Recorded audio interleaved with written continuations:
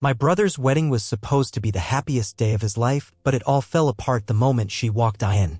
That day changed everything for all of us, and nothing was the same after. Welcome to my YouTube channel. Today, we're going to dive into a deeply emotional story about a family that had to face some tough challenges, and more importantly, the journey of overcoming pain to find happiness again. Today's story revolves around Mark, a man who faces betrayal in love and confronts the haunting shadows of his past. As his family has always been a source of hurt, have you ever experienced the feeling of being betrayed? Or felt like you couldn't escape the negative influences from your loved ones? So, stay tuned to see how our character overcomes these trials. And if you enjoy this story, please help me reach 1,000 subscribers soon so I can continue to bring you more great stories. Thank you so much, and I hope you'll join me on this journey. My name is Jack Edwards. I never thought my life would take such an unexpected turn, especially on the day that was supposed to be the happiest for my younger brother, Mark. He was about to marry the love of his life, Emily. We were all in the church, dressed up, surrounded by friends, and everything seemed perfect until I saw her walk in. There she was, my estranged mother, sitting front and center with her new husband and 2 kids in tow. It felt like a bomb had exploded in the pit of my stomach. My brothers and I hadn't seen or spoken to her in years. She was the reason our childhoods were filled with so much anger, frustration, and emotional scars. Yet, there she was, without warning, smiling like everything was normal. I had a moment where time seemed to slow. My heart raced as I looked at Mark, standing at the altar, oblivious to what was unfolding. He hadn't known either. And then it hit me. She did it again. She had come to ruin this moment for him, just like she had done so many times before in our lives. This time, it wouldn't happen. Couldn't let it. I called my brother, Mark, who was sitting next to me. "We need to get out of here," I whispered. He looked confused, but the expression on my face must have been enough. He nodded and stood up quickly, motioning for Mark's best friend, Alex, to take over for us at the altar. Our mother had always been a force of destruction in our lives. She was like a storm that never passed, always threatening to ruin whatever peace we had managed to find. After my parents divorced, it seemed like she lost whatever semblance of sanity she had. She became obsessed with controlling everything around her, especially us. In her eyes, we weren't her children. We were her puppets, and the strings were pulled tight. She never gave us a chance to breathe, to be free of her influence. I've spent my whole life trying to understand her actions, trying to make sense of how someone who gave birth to you could also be the source of so much pain. There were moments in the quiet of the night when I would wonder if there was a way to make peace with her. But then I would remember the way she treated us, how she crushed every ounce of happiness we had, how she made us believe that love came with strings attached, that nothing was ever free. And the worst part? We all allowed it. I allowed it for years. When Mark and Emily started dating, I didn't want to repeat the Mark mistakes. I had already seen the damage she could do, and I wasn't about to let her ruin his life like she had ruined ours. I warned him, I really did. I sat him down one night, after dinner, when we were supposed to be laughing and joking about old memories. Instead, I told him what I knew, what I had lived through. "Mark," I said, my voice steady but filled with the weight of years of resentment, "you don't know what you're dealing with. Mom is not who you think she is. She will manipulate you, use you, and in the end, you'll be left with nothing. Don't let her in. Don't let her near you or Emily." But Mark, he didn't listen. At first, he just laughed it off. "You're being dramatic, Jack. It's just Mom. She's not that bad anymore." I couldn't believe what I was hearing. He was blind to it, and I knew it. I could see it in the way he talked about her, the way he defended her when she crossed boundaries with him. He was under her spell, and I couldn't do anything about it. Then came the wedding. At first, everything seemed perfect. Emily was the one for Mark, no doubt about it. She made him happy, and for a moment, I thought maybe we were past the chaos that had defined our family for so long. Maybe Mark had found his escape, his chance at a real life, one without the weight of our mother's control. But I was wrong. I should have known. I should have trusted my gut, but I wanted to believe in the best. Wanted to believe that maybe, just maybe, Mark could have something we never had. Then I saw her. There she was, sitting at the front of the church, smiling like she was part of the family. My mother, my estranged, toxic mother, had somehow managed to get an invitation to Mark's wedding. But this wasn't just about an invitation, it was about control. It was her attempt to insert herself into the most important day of his life, just as she had done so many times before. I froze. For a split second, I couldn't breathe. I thought I was seeing things. But no, she was really there. I turned to look at Mark. His face was pale. I could see the panic creeping into his eyes as he realized what had just happened. He hadn't known she was coming. She wasn't supposed to be here. I could hear his heart racing even though we were across the room from each other. His grip tightened on the pew, knuckles white with fear. In that moment, everything seemed to spiral. The excitement, the joy of the day, all of it crumbled in an instant. Mark's world had been flipped upside down. He had planned this day for months, but now felt like it was falling apart before his eyes. I could feel the weight of his confusion, of his betrayal, and it hit me like a brick wall. I watched him struggle. His first instinct was to try to handle it on his own. He grabbed his phone and ran to the back of the church, his hands shaking as he dialed Emily. He needed to explain, to warn her. But when he finally spoke to her, the words came out all wrong. He was so panicked, so lost in the moment that his message got jumbled. "Emily," he said, voice trembling, I think Mom's here. She showed up uninvited. What do we do?" I could hear her through the phone, calm as ever. "It's fine, Mark. She's your mom. She has every right to be here. I invited her. Remember?" I almost couldn't believe what I was hearing. She invited her? Emily, the woman Mark loved, the one he was about to marry, had invited our mother? Didn't she understand? Didn't she see what was happening? Didn't she understand that Mom's presence at the wedding was not just a small mistake, it was the beginning of a catastrophe? But Emily wasn't fazed. She didn't get it, didn't see the chaos that our mother could cause. She was either too naive or too eager to please. And that's when the full weight of everything hit me. The reality of the situation was more than just about this wedding. It was about Mark's life, about the love he had found and how it was all about to be ruined. I could see the fear in Mark's eyes. Fear that this wedding would implode, that everything he had worked for, the years of planning, the promises made, would be destroyed by the very woman who had taken so much from us. I had to act. I couldn't let this happen. Not again. "Mark," I said, my voice steady but sharp, "we need to get out of here. Now." His eyes locked onto mine. I could see the relief in them, the trust he placed in me. Without a word, he nodded and we made our way out of the church. We didn't look back. We couldn't. We headed straight to our childhood home. The place where we had spent so many years trying to escape our mother's reach. It was the only place where we felt safe, the only place where the past didn't follow us. We barricaded ourselves in, locking the doors to the world. The silence that filled the house was deafening. But it was also the only peace we had. Back at home, I could hear the sound of ringing phones and frantic voices on the other side of the door. Emily's family, her friends. Everyone was trying to make sense of what had just happened. I knew they were all waiting for an explanation. But how could I explain the weight of the years of emotional abuse and manipulation we had endured from our mother? Those years were too long, too heavy. Each of us had to struggle to get through them, to keep something sane and healthy in our lives. Mark, sitting on the couch with his hands in his lap, stared off into the distance. His eyes were hollow. I could see how shattered he was. The woman he was about to marry, the love of his life, had just invited our mother into the most sacred moment of his life. That made him feel betrayed. That feeling was unbearable and I didn't know what to say to comfort him. No words could take away the pain. We had reached a point of no return. As we sat there in silence, thoughts and unanswered questions swirled around in my head. Every time I looked at Mark, I could see the disappointment and loss in his eyes. He had not only lost love, but also his belief in the good things that he thought were supposed to come. It was hard to watch my little brother suffer like this, but I knew he needed time to reflect, to realize that sometimes what seems like fate is just a trap. The next day, when everything had quieted down and settled into a stillness in the house, I knew the moment had come. Mark, he had made his decision.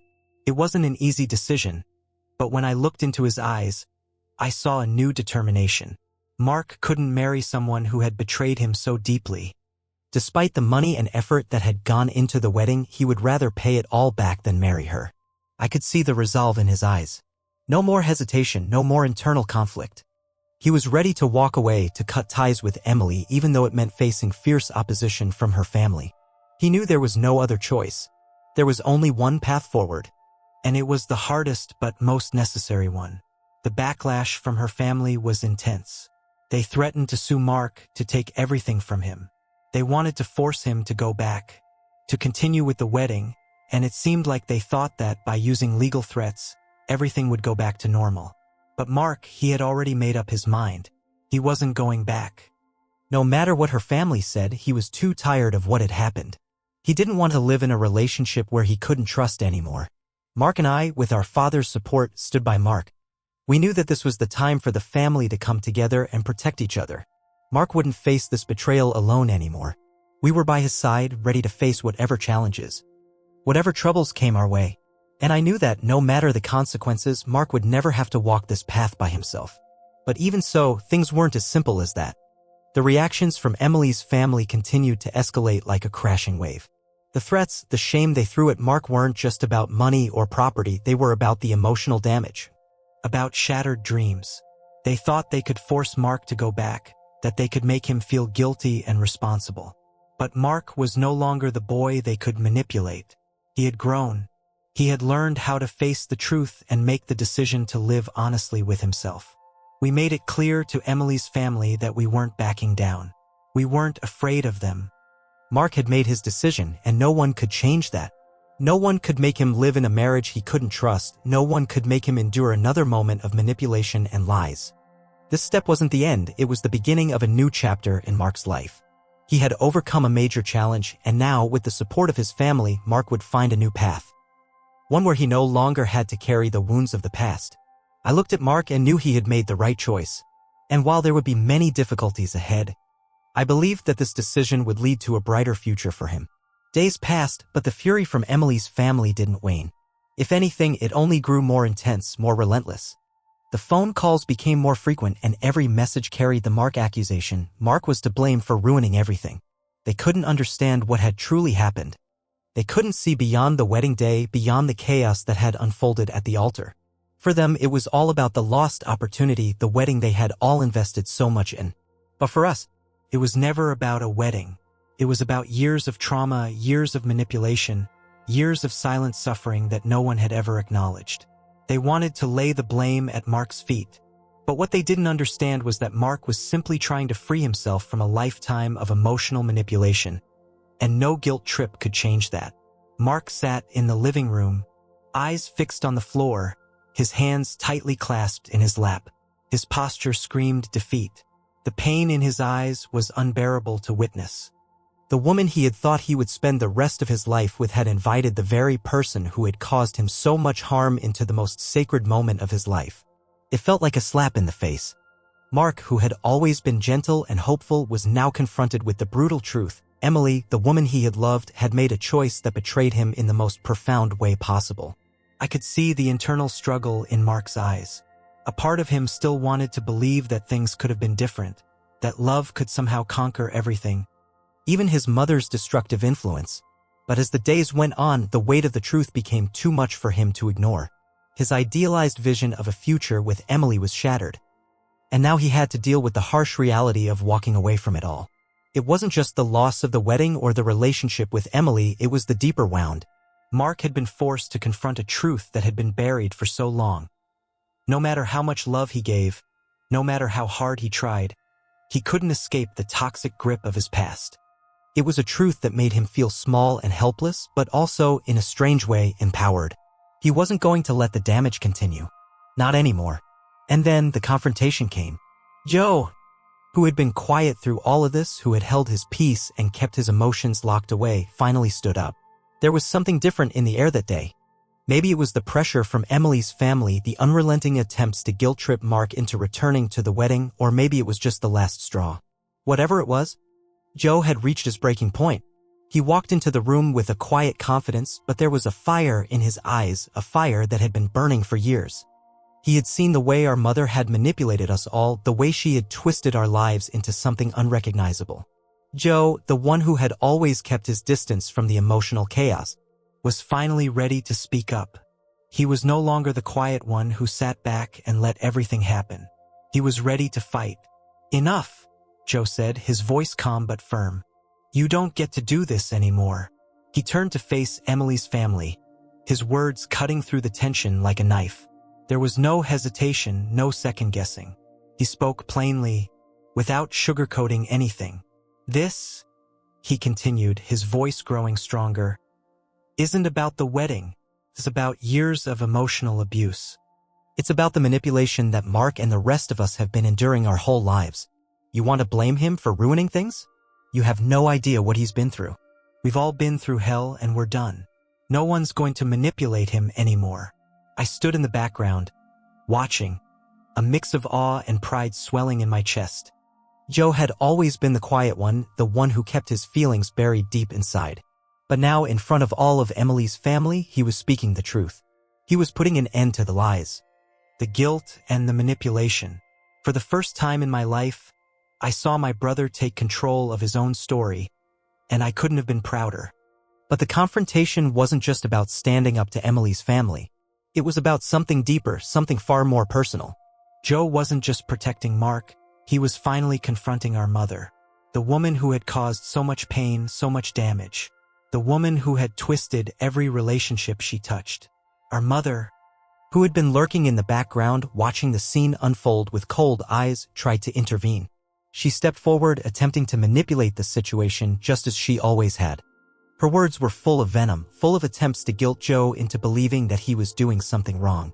She tried to make him feel like he was betraying the family, like he was the one who didn't understand. But Joe didn't flinch. He didn't look at her. For the first time, he wasn't afraid of her. The hurt she had caused, the years of emotional torment, were too much for him to even acknowledge her presence. With a steady voice, Joe told her, "It's over. Leave. You don't get to do this anymore. Not to Mark. Not to any of us." And that was it. Our mother, the woman who had controlled our lives for so long, was left standing in the room, speechless. She tried to argue, tried to guilt him into listening, but it was futile. Joe was done. We were done. And there was nothing she could do to change that. I could see the relief in Joe's eyes, the weight lifting off his shoulders. It wasn't a victory, not exactly. But it was the first step toward freedom, for both him and for Mark. There was still a long road ahead, but that moment marked the end of the power our mother had held over us. It was a realization that we didn't have to be defined by our past, that we could walk away from the destruction and build something new. As Joe turned and walked back to Mark, I couldn't help but feel a deep sense of gratitude. For all the pain and hardship, for all the struggles we had faced, we were finally standing up for ourselves. No more manipulation. No more guilt. It was over. And for the first time in my life, I felt like we were free. The aftermath was messy, no question about it. Legal threats from Emily's family flooded our inboxes, each one more aggressive than the last. People we thought we could trust started whispering behind our backs, spinning their own narratives of what had happened. The drama never ceased, and the weight of it all seemed unbearable at times. The constant barrage of blame, judgment, and gossip felt like a storm we couldn't escape. But as the days dragged on, as we all slowly picked up the pieces of our lives, we realized that no matter how chaotic things had become, we had a choice to make. We could keep spiraling, or we could find a way to move forward. For Mark, the journey was more difficult than any of us had anticipated. He had always been the one to carry the weight of his emotions quietly, burying his struggles beneath a veneer of calm. But after everything had collapsed, after the wedding, the betrayal, the realization of just how deep his family's manipulation had run, Mark was left standing at a precipice. The emotional toll it took on him was devastating. Every day felt like a battle between his past and the future he wanted to create for himself. The hurt that had accumulated over the years, the weight of his mother's emotional abuse, Emily's betrayal, seemed like too much to carry. In the first few weeks after everything fell apart, Mark didn't say much. He withdrew. The once lively and engaging person I knew became a shell of himself, staring out the window for hours, his thoughts seemingly miles away. I knew what he was feeling, the deep, aching loss of a future he thought he was building, the weight of decisions that had spiraled out of his control. He felt like he had failed, and worse, like he had failed to protect himself from the very people he had trusted the most. His heart had been shattered, and no amount of words could fix it. Eventually, Mark made the decision to leave the house he had shared with Emily. It was painful. Leaving wasn't just about the relationship. It was about leaving behind the life he thought he was going to have. But it was also necessary. Mark moved back home with our father, seeking refuge in a place where he could rebuild. The transition wasn't smooth. I could see the toll it took on him. He felt like he was retreating into a space of failure, a place where his past was too close for comfort. Our father, though silent in his own way, did his best to support him. I saw the quiet gestures, making him meals, asking how his day went, but there was no rush for Mark to talk. He needed the time to heal, even if he didn't yet know how. But despite the emotional heaviness, I could see small changes. Mark began to focus on himself, something he hadn't done in years. He started running, long, solitary runs that took him to the edge of town, through wooded trails, and along the lake where he could breathe without anyone else's expectations weighing him down. Each step was a release, a way to push through the emotional knots that had bound him for so long. Running marathons became more than just physical exercise, it was a form of therapy for him. He didn't talk about it much, but I could see how it brought him peace, a way to silence the noise and reconnect with himself. Every mile he ran, every finish line he crossed, was a reminder that he was still capable of progress, of moving forward no matter how much had tried to hold him back. Mark also returned to old passions he had abandoned. Painting, photography, writing. These were the things that once brought him joy but had fallen by the wayside as he became absorbed in the chaos of his relationships. Slowly, he began to rediscover his creative side. The first time I saw him pick up a paintbrush again, I knew something had shifted. He was starting to reclaim pieces of himself that had been lost for years. It wasn't a complete healing, but it was a start. And even though the pain of the past still lingered in his heart, Mark began to look to the future. He was beginning to believe that happiness was still possible, even after everything he had been through. It wasn't easy and it wasn't immediate, but there was a glimmer of light in his eyes that hadn't been there in a long time. For the first time in months, Mark seemed to believe that maybe, just maybe, he could be whole again. Meanwhile, Joe and Anna were going through their own journey. Life had not been easy for them either. Joe, who had always been the more introspective brother, had kept much of his pain and frustration to himself. But he had never been as open about his struggles as Mark had. For Joe, his healing was more gradual, more private. He had been there for Mark, supporting him through the darkest days, but Joe also had his own demons to face. His entire life had been shaped by the chaos of our mother's influence. He had spent years being the protector of the family, trying to shield us from the emotional fallout, but never dealing with his own wounds. Anna, his wife, was his rock, but even their relationship had been tested by the weight of everything that had happened. For a while, Joe and Anna had been trying to adopt, but the emotional turbulence had made it hard to stay focused on their dreams of becoming parents. They had faced disappointment after disappointment, and it felt like the adoption process was an endless cycle of waiting, hoping, and failing. It was a time filled with doubt and frustration, as they began to wonder if their dream would ever come true. But just when everything seemed to be falling apart, they received the news they had been waiting for. After years of navigating the heartache of failed adoptions and bureaucratic setbacks, they were finally going to be parents. The joy that flooded their lives was almost overwhelming. For the first time in a long while, Joe and Anna had something to truly celebrate, something to look forward to that was untouched by the pain of the past. The news of the adoption brought with it a ray of hope in a time that had been filled with darkness. Joe and Anna's joy was contagious. They threw themselves into the preparations with enthusiasm and love, and every step of the process felt like a step toward healing. Not just for them, but for the whole family. They had been through so much, but now they were about to embark on a new chapter of their lives. One that was filled with the promise of unconditional love and the joy of bringing a child into a family that had long been fractured. For Mark, seeing Joe and Anna's joy was bittersweet. It reminded him of how much he had lost, but it also reminded him that life could still bring happiness, no matter the pain we had endured. Watching Joe and Anna prepare for their new arrival was like watching a dream take root, something pure and untouched by the chaos of the past. It gave Mark hope, a quiet, steady hope that even though his own journey was far from over, there was still beauty in the world, still love to be found. As time went on, Mark and Joe both began to find their footing again. The healing was slow, and at times it felt impossible, but it was happening. The emotional wounds were deep, and they would never fully go away, but with each passing day, both brothers took another step toward reclaiming their happiness, toward rebuilding their lives. And as they did, They found strength in each other, in their shared struggles and their shared victories. They weren't alone anymore, and that made all the difference. Several months later, it was clear that we had all found our footing again, though in ways that were as unexpected as they were necessary. For so long, we had been trapped in cycles of guilt, shame, and unresolved pain. But now, we were breathing a little easier, finding solace in the quiet moments, in the simple acts of living without fear. Mark was thriving. I watched him from a distance, reclaiming himself bit by bit.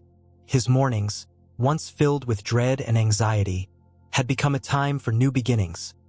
Early runs by the lake, quiet mornings with a coffee in hand, and the steady rhythm of life that didn't feel like it was running on fumes anymore. Mark, the person who had been so broken, so lost, was no longer a shadow of who he had once been. He was healing, truly healing, and it was breathtaking to witness. His runs had turned into marathons not just for his body, but for his soul. He pushed his limits not to escape, but to rediscover the person he could be without all the baggage weighing him down. Joe and Anna, too, were on their own path of healing, though theirs had taken on a different form. As they raised their beautiful daughter, the weight of the past seemed to fade, slowly, like the sun setting over a horizon that once felt like it would never come. The joy their daughter brought into their lives was a reminder that life could still bring unexpected gifts, even after the most painful chapters. Anna, ever the strong, silent force, supported Joe in a way that no one else could. Their shared moments of vulnerability had deepened their bond, allowing them to open up to each other in ways they had never done before. They were more than parents now, they were partners in rebuilding not just a life for their daughter, but a life for themselves, one that was rooted in love and mutual respect. I could see how much Joe had changed, too. The quiet, stoic man I had always known had begun to speak more openly about his past, about his anger, his fears, and the things he had carried for so long without ever letting anyone in. His conversations with Anna were more honest now, more real. And it was clear that the journey to becoming the father he wanted to be for their daughter had also allowed him to become the person he needed to be for himself. The painful process of healing was still ongoing for him, but I could see the warmth in his eyes, the way he looked at Anna, and the way he smiled when he saw their daughter run to him. That was a smile I hadn't seen in years. And then there was our father. Though he never said much, I could see that he too had begun to find peace. It wasn't a perfect peace, nor was it a quick one, but it was real. For so long, our father had been a silent observer of our family's turmoil, trying to maintain some semblance of order amidst the chaos. He had always kept his emotions tucked away, behind a strong exterior, believing that if he could just hold everything together, everything would be okay. But over time, I saw him start to let go. Little by little, the rigid hold he had on his grief, his shame, and his hopes for our family. I watched him sit outside one evening, staring up at the stars, as though he was finally allowing himself to breathe again. Our family had been through a storm, and while it had taken so much from him, it had also, in a way, offered him a kind of clarity. Our father was grieving the dream he had once had for us. He still carried that grief, but now it was softer, more integrated into who he was becoming. It was clear, though, that there was still a barrier between him and the past. He wasn't ready to forgive our mother. Not yet, and maybe not ever. But the way he was finding peace now was less about the people who had hurt him and more about the choice he had made to heal, to let go of the bitterness that had ruled his life for so long. He was learning, in his own quiet way, that moving on didn't mean forgetting. It meant finding a way to exist without being consumed by the past. And then there was our mother. She still tried to reach out occasionally, calls, emails, even letters that were never truly an apology but veiled attempts to reconnect. Each time, we read her words, but we didn't respond. There was a time when we had tried to make sense of her behavior, when we had hoped for reconciliation, for some form of closure that would allow us to move on. But now that door was closed for good. We had learned something important in the months following the wedding. Sometimes, the best way to protect your family is to sever ties with toxic people, no matter how hard it may be. It wasn't about hatred, and it wasn't about forgetting the years of abuse. It was about survival. We had to preserve our well-being. And that meant refusing to allow someone into our lives who had never given us the respect, love, and care we deserved. Cutting her off wasn't easy, it never is with family, but we had to do it for our own sanity, for our own healing. The guilt we used to feel about cutting ties slowly began to fade, replaced with a quiet strength that we hadn't known we had. In the end, Mark's story wasn't just about a runaway bride. It wasn't just about the dramatic collapse of a wedding or a relationship gone wrong. Mark's story was about survival, about standing up to the people who tried to tear you down, about choosing yourself when the world around you seemed to want to break you. It was about learning that sometimes the hardest battles are the ones you fight against the people closest to you. The ones who should love you unconditionally but instead wield their power over you like a weapon. Mark's story was a reminder that strength doesn't always come from fighting back physically. It comes from making the decision to walk away, to set boundaries, and to prioritize your own healing above everything else. For our family, this chapter had been a painful one, but it was also the beginning of a new journey. One where we were no longer defined by the toxic people in our past, but by the love and support we had for each other. We were still a family, but a different kind of family. We weren't perfect, no one is, but we were learning to be imperfect together. We were choosing each other day by day in a world that had tried so hard to tear us apart. And with each passing day, we were finding a new kind of happiness, a happiness rooted not in the absence of pain, but in the courage to move through it. The future was still uncertain, but for the first time in a long while, we felt ready to face it. We weren't just surviving anymore, we were living, truly living, and that made all the difference. I'd love to hear your thoughts on this story. What did it make you feel? Or what do you think about the journey of the characters? Drop your comments below and let's start a conversation. Don't forget to hit like and subscribe so you won't miss the next exciting story coming your way. Thank you so much for sticking with me until the end of this one. I truly appreciate you listening and being a part of this journey. See you in the next video.